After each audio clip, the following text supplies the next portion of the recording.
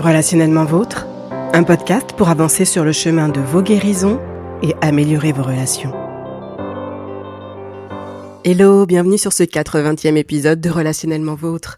Moi c'est Kelly, je suis psychologue et ce podcast a pour objectif de vous apporter des connaissances, des informations afin d'amorcer les démarches nécessaires à vos processus de guérison. Nous sommes depuis plusieurs mois dans une saison d'épisodes sur les traumatismes complexes.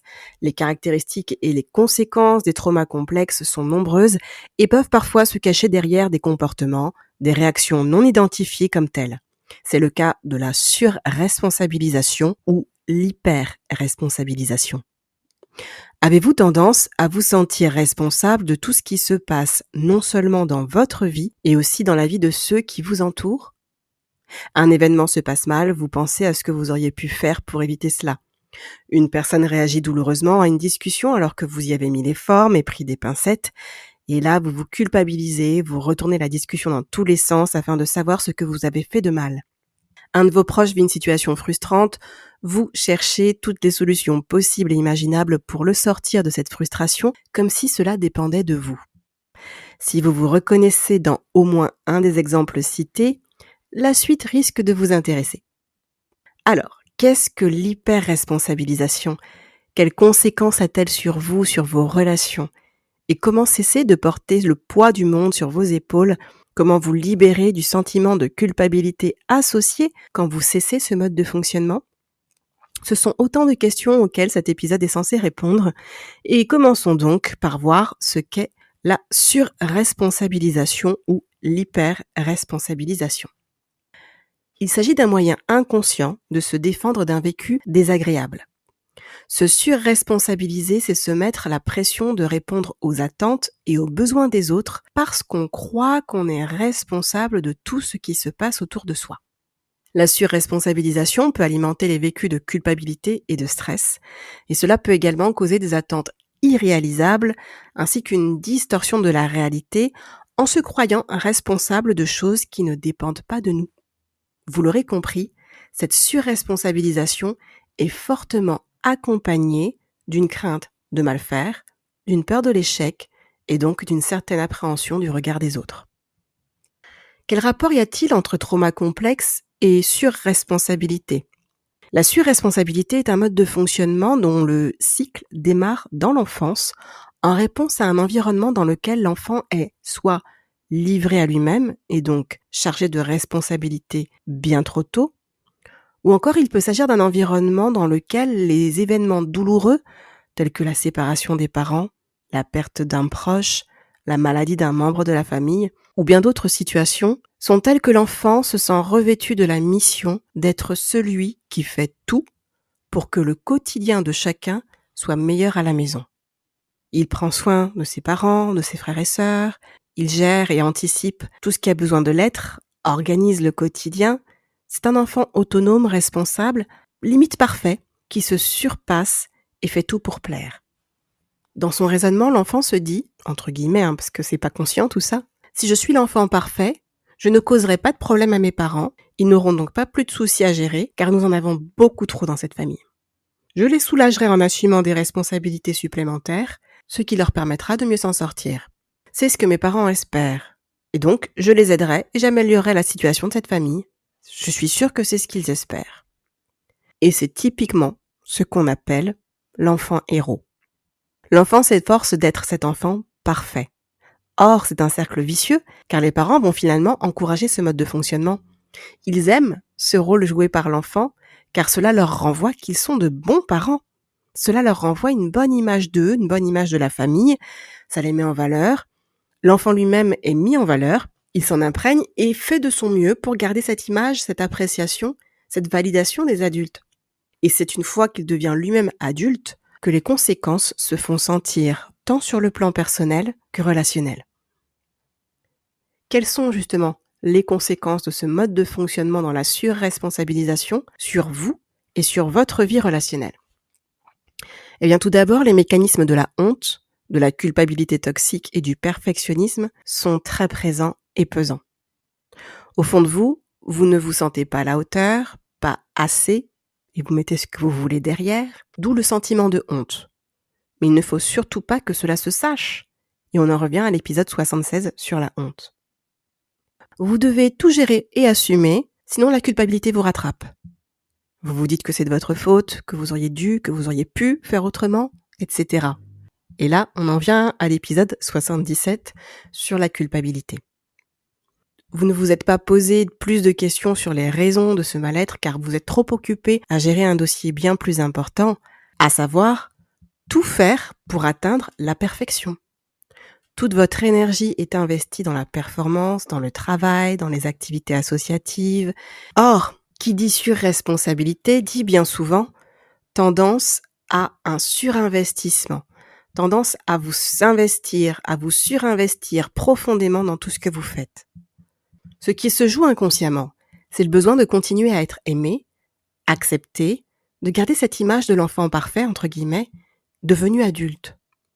Vous vous dites probablement, je n'ai pas le temps de me réparer intérieurement, donc je dois tout faire pour que l'extérieur reste une image parfaite. Et tout devient une question d'apparence. Avoir un corps parfait, avoir une maison toujours bien rangée, avoir des enfants bien habillés, qui font du sport, qui sont très performants eux aussi. Et une fois que vous parvenez à atteindre ces objectifs, et d'ailleurs pour la plupart des personnes qui sont dans la surresponsabilisation, elles réussissent à atteindre ces objectifs durant un temps. Les gens les applaudissent, les gens disent « Oh, j'aimerais bien être comme lui, j'aimerais bien être comme elle, franchement, il gère ». Du coup, vous vous retrouvez dans la situation, vous acceptez de plus en plus de tâches, vous gérez de plus en plus de responsabilités, tant dans la sphère professionnelle que dans la sphère privée. Vous avez peur de dire non, vous voulez plaire aux gens. Vous devenez un bourreau de travail et vous vous sentez de plus en plus épuisé. Vous commencez à en vouloir aux personnes qui en attendent autant de vous. Vous vous fâchez intérieurement, vous êtes fatigué et vous vous sentez au bord de l'effondrement, du craquage. C'est à ce moment que vous vous dites « je prendrais bien des vacances ». Sauf que dès que les vacances se terminent, vous remettez le cercle vicieux en marche. Vous faites toutes sortes d'activités, votre entourage vous envie, veut être comme vous valorise et vous en demande encore plus. Donc vous vous épuisez à nouveau. Cela peut être à un point tel que votre partenaire de vie, vos enfants sont en colère car ils vous voient peu, et quand ils vous voient, vous êtes trop fatigué pour passer du temps de qualité avec eux. Votre famille, vos amis frustrés se demandent à quand remonte la dernière fois que vous avez passé du temps ensemble. Et donc, des tensions, des conflits augmentent au sein de vos relations, mais il faut tout faire pour garder cette bonne image. Donc, vous allez faire en sorte d'arrondir les angles, de porter un masque pour montrer que tout va bien, et mettre vos émotions de côté parce qu'elles vous rendent moins performants. Donc, vous faites en sorte d'être ce robot, c'est-à-dire cette version de vous non émotionnelle, mais très productive. C'est votre manière de faire en sorte que personne ne voit qu'à l'intérieur, ça ne va pas. Vous vous occupez de toutes les personnes dans le besoin ou les personnes en difficulté dans votre entourage. Cela vous fait du bien, mais vous vous épuisez encore plus. Tout ce qui vous semblait grisant, valorisant, tel que le sentiment de puissance car vous maîtrisez ce que vous faites, et l'excitation d'être sur plusieurs fronts, l'appréciation de votre entourage qui vous voit si efficace, si responsable, si formidable, tout cela finit par devenir pesant. Vous vous sentez submergé par les sollicitations, vous manquez de temps pour y répondre, vous avez le sentiment de constamment courir, le stress est incessant, vous avez peu de marge de manœuvre car vous n'avez pas le droit à l'erreur. C'est le prix de la perfection. Vous vous sentez seul à porter toute cette charge et peu soutenu parce que, après tout, vous gérez très bien tout seul, du moins c'est ce que tout le monde croit. Vous ressentez les tensions nerveuses et physiques de ce surinvestissement très coûteux en temps, en énergie et en ressources diverses et variées. Heureusement, quelques personnes voient les signes d'épuisement chez vous et vous interpellent, sauf que vous ne savez pas comment sortir de ce mode de fonctionnement. Et à chaque fois que vous avez essayé, la culpabilité vous a envahi au point de choisir entre la peste et le choléra, eh bien l'épuisement plutôt que de ressentir cette douloureuse culpabilité. Alors que faire pour sortir de ce cercle vicieux ? Comment sortir de l'hyper-responsabilisation ou de l'hyper-responsabilité ? Comment vous libérer de la culpabilité qui y est associée ? Eh bien, ce changement peut être amorcé à partir de différents axes. Un des axes, c'est de revoir la répartition de la responsabilité. Il s'agit de faire le tri entre ce qui vous appartient, à savoir vos pensées, vos actions, vos émotions, et ce qui ne vous appartient pas. Donc les pensées, les actions et les émotions des autres. Cela permet de trouver votre juste part de responsabilité dans une situation. Dans la mesure où les pensées, les actes et les émotions des autres ne vous appartiennent pas, vous ne pouvez en aucun cas être responsable de leurs décisions ni des conséquences de leurs actes. Le libre arbitre est ce qui nous permet d'avoir du pouvoir sur nos vies. Nous contrôlons nos vies à travers les choix que nous faisons, à travers nos décisions. La juste responsabilité est associée à la fois au pouvoir que nous avons sur notre vie et donc à notre liberté.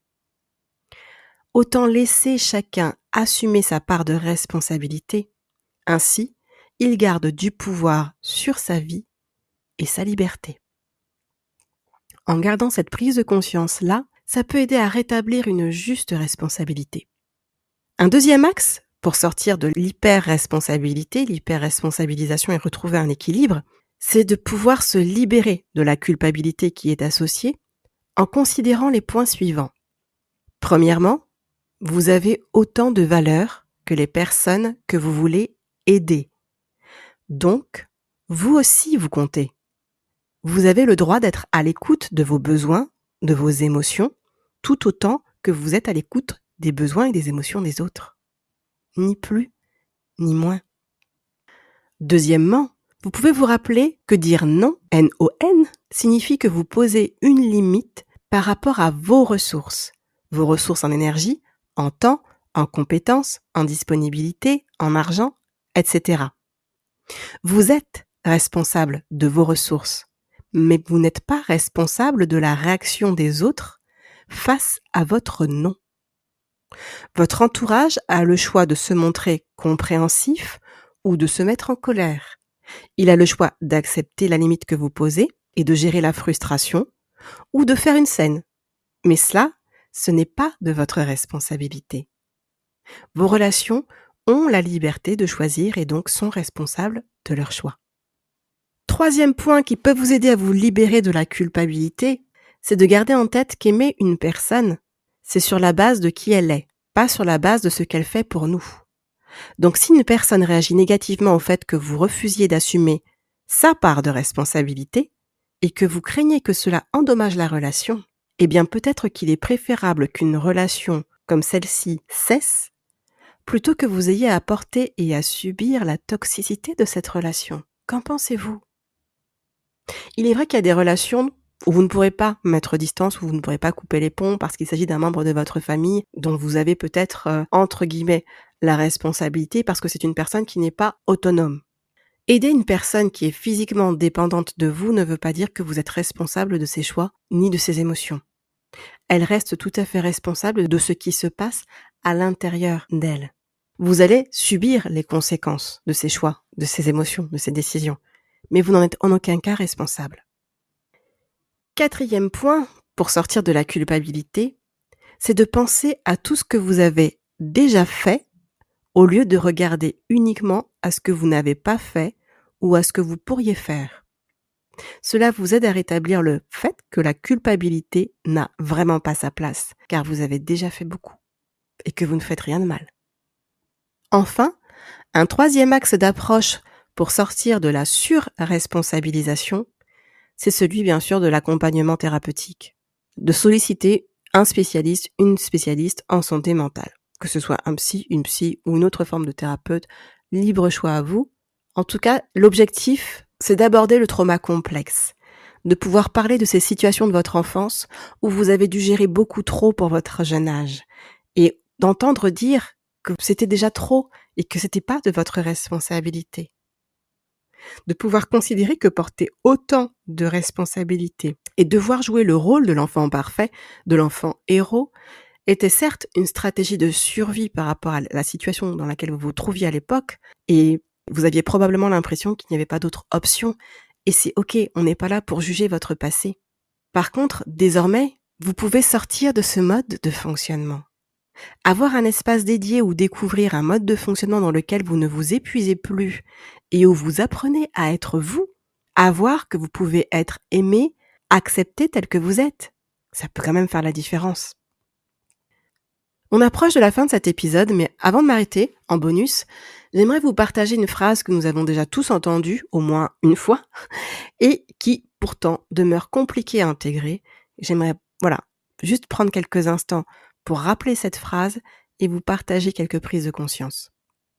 La phrase en question, c'est: je ne suis pas responsable des émotions des autres.